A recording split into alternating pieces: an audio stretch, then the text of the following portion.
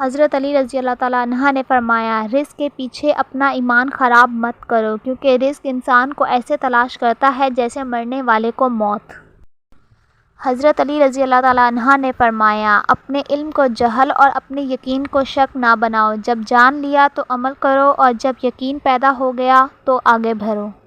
حضرت علی رضی اللہ تعالیٰ عنہ نے فرمایا، اپنی جوانی کے دھوکے میں مت آنا کہ یہ عنقریب تم سے چھین لی جائے گی۔ حضرت علی رضی اللہ تعالیٰ عنہ نے فرمایا، انسان جو حالت اپنے لیے پسند کرتا ہے وہ اسی حالت میں رہتا ہے۔ حضرت علی رضی اللہ تعالیٰ عنہ نے فرمایا، دنیا اس کو یتیم سمجھتی ہے جس کے ماں باپ نہ ہو، لیکن میں اس کو یتیم سمجھتا ہوں جس کے اچھے دوست نہ ہوں۔ فرمان حضرت علی، نیک لوگوں کی صحبت سے ہمیشہ بھلائی ہی ملتی ہے، کیونکہ ہوا جب پھولوں سے گزرتی ہے تو وہ بھی خوشبودار ہو جاتی ہے۔ حضرت علی رضی اللہ تعالیٰ عنہ نے فرمایا، اپنے دن کا آغاز صدقہ دینے سے شروع کرو، اس دن تمہاری کوئی دعا رد نہیں جائے گی اور اچھی بات بتانا صدقہ ہے۔